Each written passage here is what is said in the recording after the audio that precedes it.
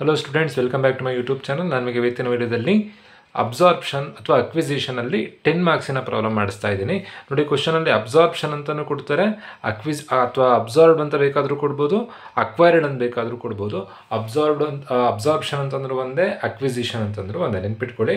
So ಇಲ್ಲೊಂದು question paper problem ಇದೆ, last ಇಯರ್ನಲ್ಲಿ 10 ಮಾರ್ಕ್ಸಿಗೆ ಕೊಟ್ಟಿರೋಂಥ problem. ನೋಡಿ, 10 ಮಾರ್ಕ್ಸಿಗೆ ಒಂದು ಇಂಟರ್ನಲ್ ರೀಕನ್ಸ್ಟ್ರಕ್ಷನ್ ಕೊಡ್ತಾರೆ, ಇನ್ನೊಂದು ಅಬ್ಸಾರ್ಪ್ಷನ್ ಪ್ರಾಬ್ಲಮ್ ಕೊಡ್ತಾರೆ. ಸೊ ಕ್ವಶನಲ್ಲಿ ಒಂದಷ್ಟು ಇನ್ಫಾರ್ಮೇಷನ್ ಕೊಟ್ಟಿದ್ದಾರೆ. ನೀವೇನು ಮಾಡಬೇಕು ಅಂತಂದರೆ, prepare the necessary ledger accounts in the books of Bharat limited. The business of Bharat limited was absorbed by India limited. Bharat limited ಅನ್ನೋ ಒಂದು ಕಂಪನಿಯನ್ನು ಇಂಡಿಯಾ ಲಿಮಿಟೆಡ್ ಅನ್ನೋ ಕಂಪ್ನಿ ಅಬ್ಸಾರ್ಬ್ ಮಾಡ್ತಾ ಇದೆ, ಪರ್ಚೇಸ್ ಮಾಡ್ತಾ ಇದೆ. ಯಾವ ಕಂಪ್ನಿಯನ್ನು ಪರ್ಚೇಸ್ ಮಾಡ್ತಿರೋದು?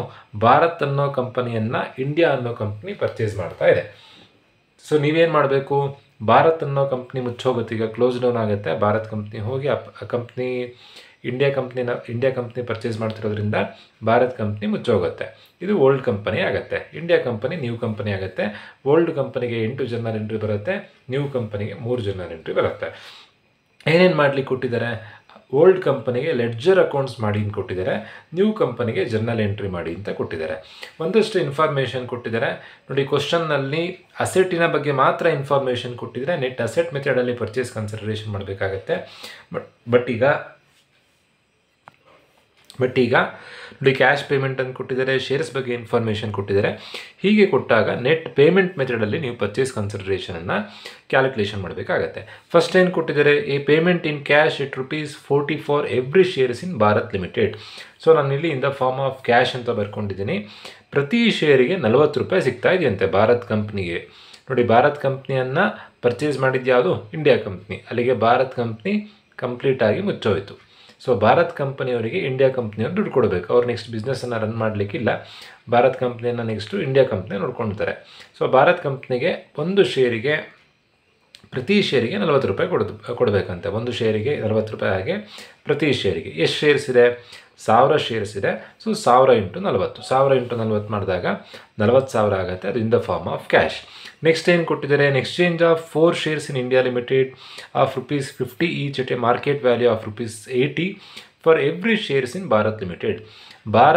ಭಾರತ್ ಲಿಮಿಟೆಡ್ನಲ್ಲಿ ಎಷ್ಟು ಶೇರ್ಸ್ ಇದೆಯೋ ಪ್ರತಿ ಒಂದು ಶೇರಿಗೆ, ಎವ್ರಿ ಶೇರ್ ಅಂದರೆ ಪ್ರತಿ ಒಂದು ಶೇರಿಗೆ 4 ಶೇರನ್ನು ಕೊಡ್ತಾ ಇದ್ದಾರಂತೆ. ಮಾರ್ಕೆಟ್ ವ್ಯಾಲ್ಯೂ ₹80 ಕೊಡ್ತಾ ಇದ್ದಾರಂತೆ. ನೋಡಿ, in the form of equity shares ಅಂತ ಬರ್ಕೊಂಡು ನಂಬರ್ ಆಫ್ ಶೇರ್ಸ್, ಎಷ್ಟು ಶೇರ್ಸ್ ಇದೆ? 1000 ಶೇರ್ಸ್ ಇದೆ. ಪ್ರತಿ ಒಂದು ಶೇರಿಗೆ 4 ಶೇರನ್ನು ಕೊಡ್ತಾ ಇದ್ದಾರೆ. N exchange of 4 shares. So ಹಾಗಾಗಿ 4 ಅಂತ ಬರ್ಕೊಂಡಿದ್ದೀನಿ. ಫಾರ್ ಎವ್ರಿ ಶೇರ್ಸ್, ಪ್ರತಿ ಒಂದು ಶೇರಿಗೆ ಬದಲಾಗಿ 4 ಶೇರನ್ನು ಕೊಡ್ತಾ ಇದ್ದಾರೆ.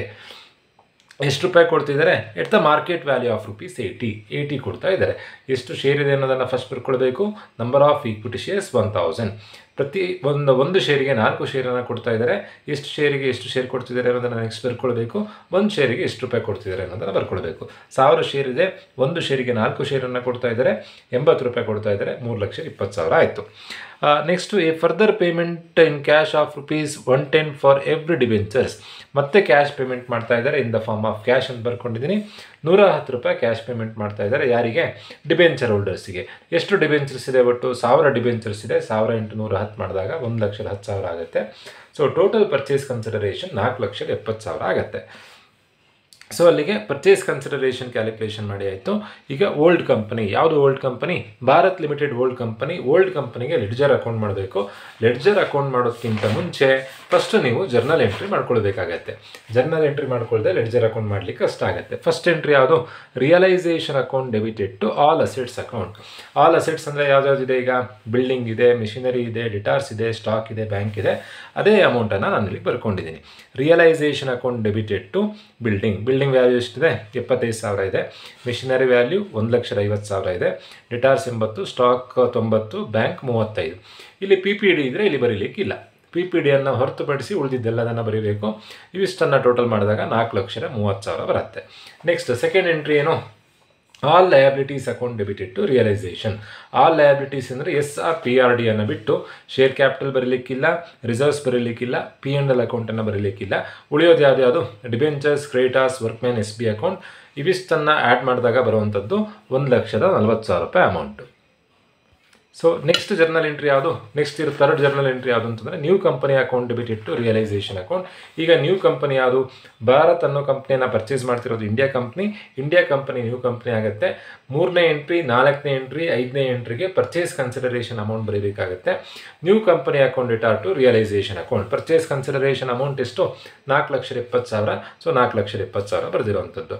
ನೆಕ್ಸ್ಟ್ 4ನೇ entry, shares in new company account debited to new company account. ಶೇರ್ಸಲ್ಲಿ ಮಾತ್ರ ಪರ್ಚೇಸ್ ಕನ್ಸಿಡರೇಷನ್ ಕೊಡ್ತಾ ಇದ್ರೆ ಶೇರ್ಸ್ ಇನ್ ನ್ಯೂ ಕಂಪನಿ, ಕ್ಯಾಶಲ್ಲಿ ಕೊಡ್ತಾ ಇದ್ರೆ shares in new company, cash in new company. ಈಗ ಯಾವ ಫಾರ್ಮಲ್ಲಿ ಕೊಡ್ತಾ ಇದ್ದಾರೆ, ಶೇರ್ಸಲ್ಲೂ ಕೊಡ್ತಾ ಇದ್ದಾರೆ, ಕ್ಯಾಶಲ್ಲೂ ಕೊಡ್ತಾ ಇದ್ದಾರೆ. So cash in India company account debit, shares in India company account debtor to new company ಅದು ಇಂಡಿಯಾ ಕಂಪನಿ ಅಕೌಂಟ್. ಕ್ಯಾಶಲ್ಲಿ ಎಷ್ಟು ಕೊಡ್ತಾ ಇದ್ದಾರೆ, 40,000, 1,10,000, ಟೋಟಲ್ ಆಗಿ 1,50,000. ಶೇರ್ಸಲ್ಲಿ ಎಷ್ಟು ಕೊಡ್ತಿದ್ದಾರೆ, 3,20,000. ಇವೆರಡನ್ನ ಟೋಟಲ್ ಮಾಡಿದಾಗ 4,70,000 ಬರುತ್ತೆ. ಅಲ್ಲಿಗೆ 4ನೇ ಎಂಟ್ರಿ ಆಯಿತು. 5ನೇ ಎಂಟ್ರಿ ಯಾವುದು, share holders account debited to shares in new company. ಈಗ ಶೇರ್ಸಲ್ಲಿ ಮಾತ್ರ ಕೊಡ್ತಿರೋದಲ್ಲ, ಕ್ಯಾಶಲ್ಲೂ ಕೊಡ್ತಾ ಇದ್ದಾರೆ. So share holders account debited to shares in India company, cash in India company. ಶೇರ್ಸಲ್ಲಿ ಎಷ್ಟು ಕೊಡ್ತಿದ್ದಾರೆ, 3,20,000. ಕ್ಯಾಶಲ್ಲಿ ಎಷ್ಟು ಶೇರ್ಸಲ್ಲಿ 1,50,000, ಕ್ಯಾಶಲ್ಲಿ 3,20,000, ಟೋಟಲ್ ಮಾಡಿದಾಗ 4,70,000 ಬರುತ್ತೆ. ನಾನು ನಿಮಗೆ ಪ್ರೀವಿಯಸ್ ವಿಡಿಯೋದಲ್ಲಿ ನೋಡಿ, ಇಲ್ಲಿ ಯಾವುದಕ್ಕೂ ನರೇಷನ್ ಬರ್ದಿಲ್ಲ. ಏನಕ್ಕೆ ಅಂತಂದರೆ ಕ್ವಶನಲ್ಲಿ ಜರ್ನಲ್ ಎಂಟ್ರಿ ಮಾಡಲಿಕ್ಕೆ ಹೇಳಿದ್ದಲ್ಲ, ಲೆಡ್ಜರ್ ಅಕೌಂಟ್ ಮಾಡಲಿಕ್ಕೆ ಹೇಳಿದ್ದು. ಬಟ್ ಜರ್ನಲ್ ಎಂಟ್ರಿ ಮಾಡ್ಕೊಳ್ದೇನೆ ನಿಮಗೆ ಲೆಡ್ಜರ್ ಅಕೌಂಟ್ ಮಾಡಲಿಕ್ಕೆ ಕಷ್ಟ ಆಗುತ್ತೆ. ಹಾಗಾಗಿ ಇದನ್ನು ರಫ್ ಆಗಿ ಬರ್ಕೊಂಡ್ರು ಸಾಕು, ನೀಟಾಗಿ ಬರ್ಕೊಳ್ಬೇಕು ಅಂತಿಲ್ಲ, ರಫ್ ಆಗಿ ಬರ್ಕೊಂಡ್ರು ಸಾಕು. ನೆಕ್ಸ್ಟ್ ಎಂಟ್ರಿ ಯಾವುದು, 6ನೇ ಎಂಟ್ರಿ ಯಾವಾಗ ಅಂತಂದರೆ ರಿಯಲೈಸೇಷನ್ ಪ್ರಾಫಿಟ್ ಆದರೆ ಎಂಟ್ರಿಗೆ, ರಿಯಲೈಸೇಷನ್ ಲಾಸ್ ಆದರೆ ಎಂಟ್ರಿ ಬಿ. 1ನೇ ಎಂಟ್ರಿಯ ಅಮೌಂಟಿಂದ 2ನೇ ಎಂಟ್ರಿಯ ಅಮೌಂಟನ್ನು, 3ನೇ ಎಂಟ್ರಿಯ ಅಮೌಂಟನ್ನು ಕಳಿಬೇಕು. 0 ಬಂದರೆ 6th ಒನ್ ಎಂಟ್ರಿ ಮಾಡಲಿಕ್ಕಿಲ್ಲ. 1ನೇ ಎಂಟ್ರಿಯ ಅಮೌಂಟು 4,30,000 ಇದೆ, ಮೈನಸ್ 2ನೇ ಎಂಟ್ರಿಯ ಅಮೌಂಟು 1,40,000 ಇದೆ, ಮೈನಸ್ 3ನೇ ಎಂಟ್ರಿಯ ಅಮೌಂಟು 4,70,000 ಇದೆ. ಸೊ ಇಷ್ಟು ಮಾಡಿದಾಗ ಮೈನಸ್ 1,80,000 ಬರುತ್ತೆ. ನೆಗೆಟಿವ್ ಬಂದರೆ ಪ್ರಾಫಿಟ್, ಪಾಸಿಟಿವ್ ಬಂದರೆ ಲಾಸ್. 0 ಬಂದರೆ 6th ಒನ್ ಎಂಟ್ರಿ ಮಾಡಲಿಕ್ಕಿಲ್ಲ. ಈಗ ನೆಗೆಟಿವ್ ಬಂದಿದೆ, ಸೊ ಈ 6th ಎ ಎಂಟ್ರಿ ಮಾಡಬೇಕು. Realisation account debited to share holders account. Realisation account debited to share holders. ಯಾವ ಅಮೌಂಟ್ ಬರೀಬೇಕು ಅಂತಂದರೆ ಬ್ಯಾಲೆನ್ಸ್ ಏನು ಬಂದಿರುತ್ತೋ 1 - 2 - 3 ಮಾಡಿದಾಗ ಏನು ಆನ್ಸರ್ ಬಂದಿರುತ್ತೋ ಆ ಆನ್ಸರ್ ಬರೀಬೇಕು. 1,80,000 ಆನ್ಸರ್ ಬರುತ್ತೆ. 1,80,000 ಬರೆದಿದ್ದೀವಿ. ನೆಕ್ಸ್ಟ್ ಎಂಟ್ರಿ, ಲ್ಯಾಬಿಲಿಟೀಸ್ನಲ್ಲಿ ಯಾವ್ಯಾವ ಎಂಟ್ರಿ ಬಿಡಬೇಕು, SR PRD ಬಿಟ್ಟಿದ್ದಕ್ಕೆ ಒಂದು entry, share capital account debited, reserves account debited, P&L account debited to share holders account. ನೋಡಿ, share capital, reserves, P&L account debited to share holders account. Share capital ಎಷ್ಟಿದೆ, 2,00,000 ಇದೆ. Reserves ಎಷ್ಟಿದೆ, 65,000 ಇದೆ. P&L 25,000 ಇದೆ. Total ಮಾಡಿದಾಗ 2,90,000 ಆಗುತ್ತೆ. ನೆಕ್ಸ್ಟ್ ಅಸೆಟ್ಸ್ನಲ್ಲಿ ಯಾವುದಾದ್ರೂ ಬಿಟ್ಟಿದ್ರೆ, assets ಯಾವುದಾದ್ರು ಬಿಡಬೇಕು, P&L ಪ್ರಿಲಿಮಿನರಿ ಎಕ್ಸ್ಪೆನ್ಸಸ್ ಡಿಸ್ಕೌಂಟ್. ನೋಡಿ, ಫಸ್ಟು ನೀವು ಅಸೆಟ್ ಬರ್ಕೊಳ್ಬೇಕಾದ್ರೆ PPDಯನ್ನು ಬಿಟ್ಟು ಬರೀಬೇಕು. ಆ PPDಯನ್ನು ಬಿಟ್ಟಿರ್ತೀರಲ್ವ, ಅದನ್ನು ಲಾಸ್ಟ್ ಎಂಟ್ರಿಲಿ ಬರೀಬೇಕು, ಸಪ್ರೇಟಾಗಿ ತೋರಿಸ್ಬೇಕು. ಲ್ಯಾಬಿಲಿಟೀಸ್ ಬರೀಬೇಕಾದ್ರೆ SR PRDಯನ್ನು ಬಿಟ್ಟು ಬರೀಬೇಕು. ಆ SR PRDಗೆ 7th entry. 8th entry ಯಾವುದಕ್ಕೆ, ಅಸೆಟ್ ಬಿಟ್ಟಿದ್ರೆ 8th ಎಂಟ್ರಿ. ಈಗ ಅಸೆಟ್ಸ್ನಲ್ಲಿ ಯಾವುದು PPD ಕೊಟ್ಟಿರಲಿಲ್ಲ, PPD ಕೊಟ್ಟಿದ್ರೆ ನೀವು ಫಸ್ಟ್ ಎಂಟ್ರಿಲಿ ಮರ್ಜ್ ಮಾಡಲಿಕ್ಕಿಲ್ಲ, ಲಾಸ್ಟಿಗೆ ಬರೀಬೇಕು. ಏನಂದು ಬರೀಬೇಕು, share holders account debited to P&L preliminary expenses discount. ಲ್ಯಾಬಿಲಿಟೀಸ್ನಲ್ಲಿ 2ನೇ ಎಂಟ್ರಿಯಲ್ಲಿ SR PRD ಬರೀಲಿಕ್ಕಿಲ್ಲ, ಅದಕ್ಕೋಸ್ಕರ 7th ಎಂಟ್ರಿ. ಸೊ ಈ ಥರದಲ್ಲಿ ನೀವು ಜರ್ನಲ್ ಎಂಟ್ರಿ ಮಾಡಬೇಕಾಗತ್ತೆ. ಜರ್ನಲ್ ಎಂಟ್ರಿ ನೋಡಿಕೊಂಡು ಲೆಡ್ಜರ್ ಮಾಡಬೇಕಾಗತ್ತೆ. ಲೆಡ್ಜರ್ ಹೇಗೆ ಮಾಡಬೇಕು ಅಂತ ಕೊನೆಗೆ ತಿಳಿಸ್ತೀನಿ. ಈಗ ನ್ಯೂ ಕಂಪನಿಗೂ ಕೂಡ ಇಷ್ಟೋ ತನಕ ಜರ್ನಲ್ ಎಂಟ್ರಿ ಮಾಡಿದ್ದು ಓಲ್ಡ್ ಕಂಪನಿಗೆ. ನೋಡಿ, ನೆಕ್ಸ್ಟ್ ಏನು ಕೊಟ್ಟಿದ್ದಾರೆ, and also prepare open the entries in the books of India limited. New ಕಂಪನಿಗೆ ಜರ್ನಲ್ ಎಂಟ್ರಿ ಮಾಡಿ ಅಂತ ಕೊಟ್ಟಿದ್ದಾರೆ. ನ್ಯೂ ಕಂಪನಿಗೆ ಜರ್ನಲ್ ಎಂಟ್ರಿ ಬರುವಂಥದ್ದು 3 ಎಂಟ್ರಿ ಮಾತ್ರ. First entry, business purchase account debited to liquidators of old company. Business purchase account debited to liquidator of old company ಯಾವ್ದೀಗ, Bharat limited. ಯಾವ amount ಬರೀಬೇಕು, PC ಅಮೌಂಟ್ ಬರೀಬೇಕು, 4,70,000. 3ನೇ ಎಂಟ್ರಿಗೂ PC ಅಮೌಂಟೇ ಬರೆಯೋದು. Liquidator of old company account debited to share capital account. ಈಗ ಶೇರ್ಸಲ್ಲಿ ಮಾತ್ರ ಕೊಡ್ತಾ ಇರೋದಲ್ಲ, ಕ್ಯಾಶಲ್ಲೂ ಕೊಡ್ತಾ ಇದ್ದಾರೆ. Liquidator of Bharat limited account debited to cash to share capital. ಕ್ಯಾಶಲ್ಲಿ ಎಷ್ಟು ಕೊಡ್ತಾ ಇದ್ದಾರೆ, ಶೇರ್ ಕ್ಯಾಪಿಟಲ್ ಎಷ್ಟು ಕೊಡ್ತಾ ಇದ್ದಾರೆ, ಕ್ಯಾಶಲ್ಲಿ 1,10,000, 40,000. ನಾನು ಬರೆದಿದ್ದು ರಿವರ್ಸ್ ಆಗಿದೆ. ಕ್ಯಾಶಲ್ಲಿ 1,50,000, ಶೇರ್ ಕ್ಯಾಪಿಟಲಲ್ಲಿ 3,20,000. ಸೊ ಕ್ಯಾಶಲ್ಲಿ 110 + 40 150, ಶೇರ್ಸಲ್ಲಿ 3,20,000 ರೂಪಾಯಿ ಕೊಡ್ತಾ ಇದ್ದಾರೆ. ಸೊ ಫಸ್ಟ್ ಎಂಟ್ರಿನೂ ಪಿ ಸಿ ಅಮೌಂಟೇ ಬರೀಬೇಕು, ಲಾಸ್ಟ್ ಎಂಟ್ರಿನೂ ಪಿ ಸಿ ಅಮೌಂಟೇ ಬರೀಬೇಕು. ಮಧ್ಯದ ಎಂಟ್ರಿ ಯಾವುದು ಅಂತಂದರೆ ಅಸೆಟ್ ಮತ್ತು ಲಯಬಿಲಿಟೀಸಿನ ಎಂಟ್ರಿ. ಅಸೆಟ್ ಯಾವ್ದು ಇದೆ? Buildings account debtor, machinery account debtor, debtors account debtor, stock account debtor, bank account debtor, ಎಲ್ಲ ಅಸೆಟ್ಸನ್ನು ಬರೀಬೇಕು. ದೆನ್ ಲಯಬಿಲಿಟೀಸನ್ನು ಬರೀಬೇಕು. ಲಯಬಿಲಿಟೀಸ್ ಯಾವ್ದು? SRPRD ಅನ್ನು ಬಿಟ್ಟು creditors account debtor, workman saving account debtor, debenture account debtor ಎಲ್ಲದನ್ನು ಬರೀಬೇಕು. ಲಾಸ್ಟಿಗೆ ಬಿಸ್ನೆಸ್ ಪರ್ಚೇಸ್ ಅಂತ ಬರೀಬೇಕು. ಸೊ ಬಿಸ್ನೆಸ್ ಪರ್ಚೇಸ್ ಅಂದರೆ ಪಿ ಸಿ ಅಮೌಂಟ್ ಎಷ್ಟಿದೆ? 4,70,000 ಇದೆ. ಅಸೆಟ್ಟಲ್ಲಿ ಎಲ್ಲ ಅಸೆಟ್ ಯಾವ್ದು? Building, machinery, debtors, stock, bank ಎಲ್ಲದನ್ನು ಬರ್ತಿದ್ದೀವಿ ಇಲ್ಲಿ. ದೆನ್ ಲಯಬಿಲಿಟೀಸ್ನಲ್ಲಿ ಡಿಬೆಂಚರ್ ಬರ್ತಿದ್ದೀವಿ, ಕ್ರೆಡಿಟಾರ್ಸ್ ಬರ್ತಿದ್ದೀವಿ, ದೆನ್ ವರ್ಕ್ಮ್ಯಾನ್ SB ಅಕೌಂಟ್ ಬರ್ತಿದ್ದೀವಿ, BP ಅಂದರೆ ಬಿಸ್ನೆಸ್ ಪರ್ಚೇಸ್ ಅಕೌಂಟ್ ಅಂತ ಬರೆದು ಪಿ ಸಿ ಅಮೌಂಟ್ ಬರ್ತಿದ್ದೀವಿ. ನೋಡಿ, ಡೆಬಿಟ್ ಮತ್ತು ಕ್ರೆಡಿಟ್ ಟ್ಯಾಲಿ ಆಗಬೇಕು. ಒಂದು ವೇಳೆ ಕ್ರೆಡಿಟಲ್ಲಿ ಏನಾದರೂ ಕಮ್ಮಿ ಬಂದರೆ ಕ್ಯಾಪಿಟಲ್ ರಿಸರ್ವ್ ಅಂತ ಬರೀಬೇಕು, ಡೆಬಿಟಲ್ಲಿ ಕಡಿಮೆ ಬಂದರೆ ಗುಡ್ ವಿಲ್ ಅಂತ ಬರೀಬೇಕು. ಈ ಪ್ರಾಬ್ಲಮಲ್ಲಿ ಇವಿಷ್ಟನ್ನು ಟೋಟಲ್ ಮಾಡಿದಾಗ ಡೆಬಿಟಲ್ಲಿ 1,80,000 ಕಮ್ಮಿ ಬರುತ್ತೆ. ಹಾಗಾಗಿ ಗುಡ್ ವಿಲ್ ಅಂತ ಹೇಳಿ 1,80,000 ರೂಪಾಯಿ ಬರ್ತಿದ್ದೀವಿ. ಸೊ ಅಲ್ಲಿಗೆ ನ್ಯೂ ಕಂಪನಿಯ ಜರ್ನಲ್ ಎಂಟ್ರಿ ಆಯಿತು. ನಾವು ಇನ್ನೇನು ಮಾಡಬೇಕು ಅಂತಂದರೆ ಓಲ್ಡ್ ಕಂಪನಿಗೆ ಲೆಡ್ಜರ್ ಅಕೌಂಟ್ ಮಾಡಬೇಕಾಗತ್ತೆ. ಲೆಡ್ಜರ್ ಅಕೌಂಟ್ ಮಾಡೋದು ಹೇಗೆ ಅಂತಂದರೆ ನೀವು ಮಾಡಿರೋಂಥ ಜರ್ನಲ್ ಎಂಟ್ರಿಯನ್ನು ನೋಡಿಕೊಂಡು ಲೆಡ್ಜರ್ ಅಕೌಂಟ್ ಮಾಡಬೇಕಾಗತ್ತೆ. ಫಸ್ಟ್ ಎಂಟ್ರಿ ಯಾವುದು? ರಿಯಲೈಸೇಷನ್ ಅಕೌಂಟ್ ಮಾಡೋದು ಹೇಗೆ ಅಂತಂದರೆ ನೀವು ಮಾಡಿರೋಂಥ ಜರ್ನಲ್ ಎಂಟ್ರಿ ನೋಡಿ, ಎಲ್ಲೆಲ್ಲಿ ರಿಯಲೈಸೇಷನ್ ಅಂತ ಇದೆಯೋ ಅದನ್ನೆಲ್ಲ ಇಲ್ಲಿಗೆ ಬರೀಬೇಕಾಗತ್ತೆ. ನೋಡಿ, ಫಸ್ಟ್ ಎಂಟ್ರಿಯಲ್ಲಿ ರಿಯಲೈಸೇಷನ್ ಅಂತ ಇದೆ. ರಿಯಲೈಸೇಷನ್ ಅಂತ ಡೆಬಿಟಲ್ಲಿ ಇರೋದ್ರಿಂದ ನೀವು ಡೆಬಿಟ್ ಸೈಡ್ ಬರೀಬೇಕಾಗತ್ತೆ. ಏನೇನು ಬರೀಬೇಕು? To building, to machinery, to debtors, to stock, to bank, to building account. ನಾನಿಲ್ಲಿ ಶಾರ್ಟ್ ಫಾರ್ಮ್ ಬರೀತೀನಿ, ಬಟ್ ನೀವು ಎಕ್ಸಾಮ್ನಲ್ಲಿ ಶಾರ್ಟ್ ಫಾರ್ಮ್ ಬರೀಲಿಕ್ಕಿಲ್ಲ. Next entry to machinery account, next entry to debtors account, next entry to stock account,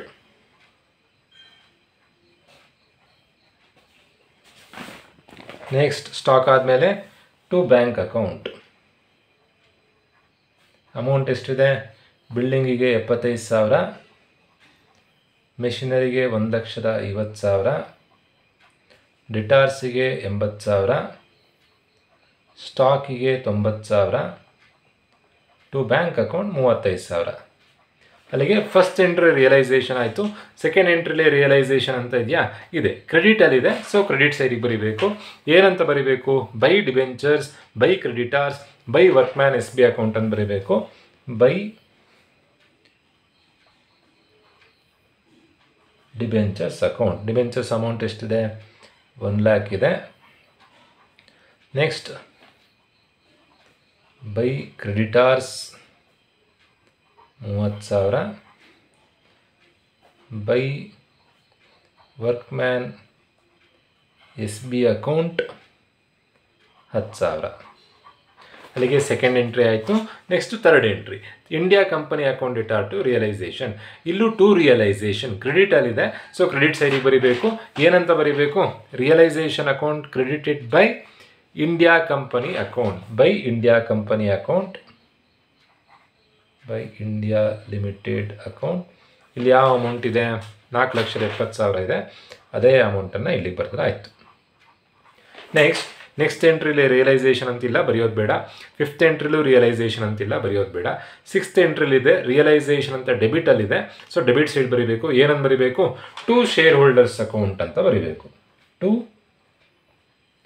share holders account. ಎಷ್ಟು amount ಇದೆ?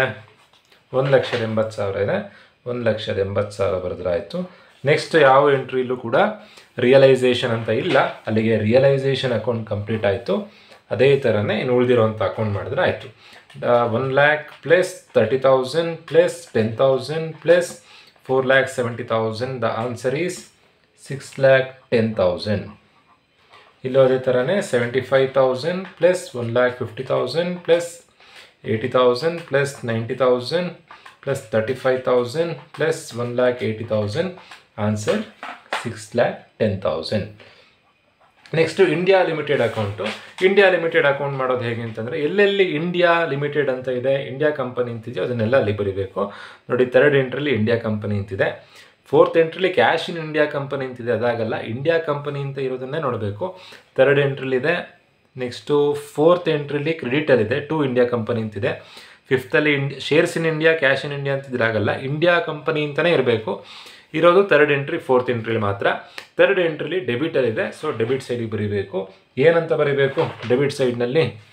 To realisation account ಅಂತ ಬರೀಬೇಕು. To realisation account. ಎಷ್ಟು ಅಮೌಂಟ್ ಇದೆ ಇಲ್ಲಿ? 4,70,000 ಇದೆ. ಅದೇ ಅಮೌಂಟನ್ನು ಇಲ್ಲಿ ಬರೆದ್ರಾಯಿತು, 4,70,000. ಅಲ್ಲಿಗೆ ನೋಡಿ, ಫಸ್ಟ್ ಎಂಟ್ರಲ್ಲಿ ಇಂಡಿಯಾ ಕಂಪನಿ ಅಂತಿಲ್ಲ, ಸೆಕೆಂಡ್ ಎಂಟ್ರಲ್ಲಿ ಇಂಡಿಯಾ ಕಂಪನಿ ಅಂತಿಲ್ಲ, ಥರ್ಡ್ ಎಂಟ್ರಲ್ಲಿ ಇತ್ತು ಬರೆದಿದ್ದೀವಿ. ಫೋರ್ತ್ ಎಂಟ್ರಿಲಿ ಕ್ರೆಡಿಟಲ್ಲಿದೆ, 2 ಅಲ್ಲಿದೆ. ಸೊ ನಾವು ಅಲ್ಲಿ ಕ್ರೆಡಿಟಲ್ಲಿದ್ದರೆ ನಾವು ಕ್ರೆಡಿಟ್ ಸೈಡಿಗೆ ಬರೀಬೇಕು. ನೆನ್ಪಿಟ್ಕೊಳ್ಳಿ, ಇಂಡಿಯಾ ಕಂಪನಿ ಅಂತ ಮೇಲಿದ್ದರೆ ಡೆಬಿಟ್ ಸೈಡಿಗೆ, ಇಂಡಿಯಾ ಕಂಪನಿ ಅಂತ ಕೆಳಗಿದ್ದರೆ ಕ್ರೆಡಿಟ್ ಸೈಡಿಗೆ. ಡೆಬಿಟಲ್ಲಿದ್ದರೆ ಡೆಬಿಟಿಗೆ, 2 ಅಂತಿದ್ದರೆ ಕ್ರೆಡಿಟಿಗೆ. 2 ಅಂತಿದೆ, ಸೊ ಕ್ರೆಡಿಟಿಗೆ ಬರೀಬೇಕು. ಏನಂತ ಬರೀಬೇಕು? By cash in India company, by shares in India company. By cash in India company, by shares in India company. ಎಷ್ಟೆಷ್ಟು ಅಮೌಂಟ್ ಇದೆ? ಕ್ಯಾಶ್ ಅಂತ ಹೇಳಿ 150, ಶೇರ್ಸ್ 320. Cash 150, shares 320. ನೋಡಿ, ಬೇರೆ ಯಾವ ಎಂಟ್ರಿಲ್ಲೂ ಇಂಡಿಯಾ ಕಂಪನಿ ಅಂತ ಇಲ್ಲ, ಅಲ್ಲಿಗೆ ಇಂಡಿಯಾ ಕಂಪನಿ ಅಕೌಂಟ್ ಆಯಿತು. 4,70,000 ಬರುತ್ತೆ. ನೆಕ್ಸ್ಟ್ ಎಂಟ್ರಿ ಯಾವುದು? Share holders account. Share holders account ಮಾಡಬೇಕು. Shares in India company account ಮಾಡಬೇಕು. ಶೇರ್ ಹೋಲ್ಡರ್ಸ್ ಅಕೌಂಟ್ ಮಾಡೋದು ಹೇಗೆ? ಫಸ್ಟ್ ಎಂಟ್ರಿಲಿ ಶೇರ್ ಹೋಲ್ಡರ್ಸ್ ಅಂತಿದೆಯಾ? ಇಲ್ಲ. ಸೆಕೆಂಡ್ ಎಂಟ್ರಿಲಿ ಶೇರ್ ಹೋಲ್ಡರ್ಸ್ ಅಂತಿದೆಯಾ? ಇಲ್ಲ. ಥರ್ಡ್ ಎಂಟ್ರಿಲಿ ಶೇರ್ ಹೋಲ್ಡರ್ಸ್ ಅಂತಿದೆಯಾ? ಇಲ್ಲ. ಫೋರ್ತ್ ಎಂಟ್ರಿಲಿ ಶೇರ್ ಹೋಲ್ಡರ್ಸ್ ಅಂತಿದೆಯಾ? ಅಲ್ಲೂ ಇಲ್ಲ. ಫಿಫ್ತ್ ಎಂಟ್ರಿಲಿ ಇದೆಯಾ? ಇದೆ. ಸಿಕ್ಸ್ತ್ ಎಂಟ್ರಿಲಿ ಇದೆಯಾ? ಇದೆ. ಸೆವೆಂತ್ ಎಂಟ್ರಿಲಿ ಇದೆಯಾ? ಇದೆ. ಸೊ ಆ ಎಂಟ್ರಿಯನ್ನು ಇಲ್ಲಿಗೆ ಪೋಸ್ಟ್ ಮಾಡಿದ್ರೆ ಆಯಿತು. ಫಿಫ್ತ್ ಎಂಟ್ರಿಲಿ ಡೆಬಿಟಲ್ಲಿದೆ, ಸೊ ಡೆಬಿಟ್ ಸೈಡೇ ಬರೀಬೇಕು. ಏನಂತ ಬರೀಬೇಕು? To shares in India company account. Shares in India company account. ಎಷ್ಟು ಅಮೌಂಟ್ ಇದೆ ಶೇರ್ಸ್ ಇನ್ ಇಂಡಿಯಾ ಕಂಪನಿ? 1,50,000 ಇದೆ. Next to cash in India company account 3,20,000. To cash in, amount ಉಲ್ಟಾ ಆಯಿತು. Shares 320, cash 150. Shares 3,20,000, cash in India company 1,50,000.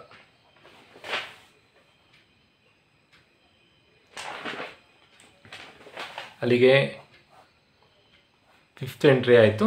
Sixth entry ನೋಡಿ, realisation ಅಂತ ಕ್ರೆಡಿಟಲ್ಲಿದೆ. ಡೆಬಿಟಲ್ಲಿದ್ದರೆ debit side ಬರೀಬೇಕು, ಕ್ರೆಡಿಟಲ್ಲಿದ್ದರೆ ಕ್ರೆಡಿಟ್ ಸೈಡ್ ಬರೀಬೇಕು. ಬೈ ಶೇರ್ ಹೋಲ್ಡರ್ಸ್ ಅಂತಲೇ ಬರೆಯೋದಲ್ಲ, by realisation account. By realisation account. ಎಷ್ಟು ಅಮೌಂಟ್ ಇದೆ? 1,80,000 ಇದೆ. ನೆಕ್ಸ್ಟು ಎಗೈನ್ ಶೇರ್ ಹೋಲ್ಡರ್ಸ್ ಅಂತ ಕ್ರೆಡಿಟಲ್ಲಿದೆ, ಕ್ರೆಡಿಟ್ ಸೈಡ್ ಬರೀಬೇಕು. ಬೈ ಏನಂತ ಬರೀಬೇಕು? By equity share capital account, by reserves account, by profit and loss account. Equity share capital ಅಂತ 2,00,000 ಇದೆ. ರಿಸರ್ವ್ಸ್ ಅಂತ 65,000 ಇದೆ. ನೆಕ್ಸ್ಟ್ ಪಿ ಆ್ಯಂಡ್ ಎಲ್ ಅಂತ 25,000 ಇದೆ. ಸೊ ಅಲ್ಲಿಗೆ ಫಿಫ್ತ್ ಎಂಟ್ರಿ ಬರ್ದಾಯಿತು, ಸಿಕ್ಸ್ತ್ ಎಂಟ್ರಿ ಬರ್ದಾಯಿತು, ಸೆವೆಂತ್ ಎಂಟ್ರಿ ಬರ್ದಾಯಿತು. ಟೋಟಲ್ ಮಾಡೋದು ಟ್ಯಾಲಿ ಆದರೆ ಆಗುತ್ತೆ, ಇಲ್ಲಾಂದರೆ ಬ್ಯಾಲೆನ್ಸ್ ಬರೀಬೇಕಾಗುತ್ತೆ. ಬ್ಯಾಲೆನ್ಸ್ ಬ್ರಾಡ್ ಡೌನ್ ಅಥವಾ ಬ್ಯಾಲೆನ್ಸ್ ಕ್ಯಾರಿ ಡೌನ್ ಬರೀಬೇಕಾಗತ್ತೆ. 1,80,000 ಪ್ಲಸ್ 2,00,000 ಪ್ಲಸ್ 65,000 ಪ್ಲಸ್ 25,000. ಆನ್ಸರು 4,70,000 ಬರುತ್ತೆ. ಇಲ್ಲೂ 4,70,000 ಬರುತ್ತೆ. ಅಲ್ಲಿಗೆ ಶೇರ್ ಹೋಲ್ಡರ್ಸ್ ಅಕೌಂಟ್ ಆಯಿತು. ನೆಕ್ಸ್ಟ್ ಯಾವ ಅಕೌಂಟ್ ಮಾಡಬೇಕು? Shares in India company account ಮಾಡಬೇಕು. ನೋಡಿ, ಶೇರ್ಸ್ ಇನ್ ಇಂಡಿಯಾ ಕಂಪನಿ ಅಂತ ಇಲ್ಲಿದೆ, ಡೆಬಿಟಲ್ಲಿದೆ. ಸೊ ಡೆಬಿಟ್ ಸೈಡಿಗೆ ಬರೀಬೇಕು. ಏನಂತ ಬರೀಬೇಕು? To India company account. Shares in India ಅಂತ ಎಷ್ಟು ಅಮೌಂಟ್ ಇದೆ? 3,70,000 ಇದೆ. 3,20,000 ಇದೆ. ಅದೇ ಅಮೌಂಟ್ ಬರೆಯೋದು, 3,20,000. ಅಲ್ಲಿಗೆ ಡೆಬಿಟಲ್ಲಿ ಇತ್ತು, ಸೊ ಡೆಬಿಟಿಗೆ ಬರೆದ್ವಿ. ನೆಕ್ಸ್ಟ್ ಇನ್ನೆಲ್ಲಾದರೂ ಶೇರ್ಸ್ ಇನ್ ಇಂಡಿಯಾ ಅಂತಿದೆಯಾ, 5th ಎಂಟ್ರಿಲೂ ಶೇರ್ಸ್ ಇನ್ ಇಂಡಿಯಾ ಅಂತಿದೆ. ಎಷ್ಟು ಅಮೌಂಟ್ ಇದೆ, 320 ಇದೆ. ಕ್ರೆಡಿಟಲ್ಲಿದೆ, ಸೊ ಕ್ರೆಡಿಟ್ ಸೈಡಿಗೆ ಬರೀಬೇಕು. ಏನಂತ ಬರೀಬೇಕು, ಬೈ ಶೇರ್ ಹೋಲ್ಡರ್ಸ್ ಅಕೌಂಟ್ ಅಂತ ಬರೀಬೇಕು. By share holders account. Amount ಯಾವ್ದು ಬರೆಯೋದು, ಶೇರ್ಸ್ ಅಂತ ಎಷ್ಟು ಅಮೌಂಟ್ ಇದೆಯೋ ಅಷ್ಟು ಅಮೌಂಟ್ ಮಾತ್ರ, 3,20,000. ಅಲ್ಲಿಗೆ ಮುಗೀತು. 3,20,000 ಟೋಟಲ್. ಸೊ ಲೆಡ್ಜರ್ ಅಕೌಂಟ್ ಮಾಡಿ ಅಂತ ಕೊಟ್ಟರೆ ನೋಡಿ, ಲೆಡ್ಜರ್ ಅಕೌಂಟ್ಸ್ ಮಾಡಿ ಅಂತ ಕೊಟ್ಟಾಗ ಜರ್ನಲ್ ಎಂಟ್ರಿ ಮಾಡಿಕೊಂಡ್ರೆ ನಿಮಗೆ ಈಸಿ ಆಗುತ್ತೆ, ಅದರ್ವೈಸ್ ಕಷ್ಟ ಆಗುತ್ತೆ. ಸೊ ಈ ಥರದಲ್ಲಿ ನೀವು 10 ಮಾರ್ಕ್ಸ್ ಪ್ರಾಬ್ಲಮ್ ಮಾಡಬೇಕಾಗತ್ತೆ. ಸೊ ಈ ಜರ್ನಲ್ ಎಂಟ್ರಿನ ನೀಟಾಗಿ ಬರ್ಕೊಳ್ಳೋದು ಬೇಡ, ಜಸ್ಟ್ ರಫ್ ಆಗಿ ಬರ್ಕೊಳ್ಳಿ. ಫಸ್ಟ್ ಪರ್ಚೇಸ್ ಕನ್ಸಿಡರೇಷನ್ ಮಾಡಬೇಕು, ಓಲ್ಡ್ ಕಂಪನಿಗೆ ಜರ್ನಲ್ ಎಂಟ್ರಿ ಮಾಡಬೇಕು, ದೆನ್ ಓಲ್ಡ್ ಕಂಪನಿಯ ಜರ್ನಲ್ ಎಂಟ್ರಿ ರಫ್ ಆಗಿ ಬರ್ಕೊಂಡು ಲೆಡ್ಜರ್ ಅಕೌಂಟ್ ಮಾಡಬೇಕು, ನ್ಯೂ ಕಂಪನಿಗೆ 3 ಜರ್ನಲ್ ಎಂಟ್ರಿ ಮಾಡಬೇಕು. ಈ ಥರದಲ್ಲಿ ನೀವು 10 ಮಾರ್ಕ್ಸ್ ಪ್ರಾಬ್ಲಮ್ ಅಟೆಂಡ್ ಮಾಡಬೇಕಾಗತ್ತೆ. ಅಕಸ್ಮಾತ್ ಇದು ತೀರಾ ಕಷ್ಟ ಅನಿಸುತ್ತೆ ಅಂತಂದರೆ ನಾನು ಇಂಪಾರ್ಟೆಂಟ್ ಥಿಯರಿ ಕ್ವಶನ್ ಕೂಡ ಯೂಟ್ಯೂಬಲ್ಲಿ ಹಾಕಿದ್ದೀನಿ, ನಮ್ಮ ಚಾನಲಲ್ಲಿ ಅವೈಲೇಬಲ್ ಇದೆ. ಯಾವ್ದು ಇಂಪಾರ್ಟೆಂಟ್ ಕ್ವಶನ್ಸ್ ಇದೆ ಬರ್ಬೋದು ಅನ್ನೋದನ್ನು ಅಪ್ಲೋಡ್ ಮಾಡಿದ್ದೀನಿ. ಸೊ ಪ್ರಾಬ್ಲಮ್ ತುಂಬ ಕಷ್ಟ ಅಟೆಂಡ್ ಮಾಡಲಿಕ್ಕೆ ಆಗಲ್ಲ ಅನ್ನೋರು ಥಿಯರಿ ಓದಿ. ಅದರ್ವೈಸ್ ನೀವು ಪ್ರಾಬ್ಲಮ್ ನಿಮ್ಗೆ ಅರ್ಥ ಆಯಿತು ಅಂತಾದರೆ ಪ್ರಾಬ್ಲಮ್ ಅಟೆಂಡ್ ಮಾಡ್ಬೋದು ಅಂತ ಅನಿಸಿದರೆ ಪ್ರಾಬ್ಲಮ್ ಅಟೆಂಡ್ ಮಾಡಿ. ಹೋಪ್ ವಿಡಿಯೋ ಅರ್ಥ ಆಗಿದೆ ಅಂತ ಅಂದ್ಕೊಂಡು ಇವತ್ತಿನ ವಿಡಿಯೋ ಮುಗಿಸ್ತಾ ಇದ್ದೀನಿ. Thank you.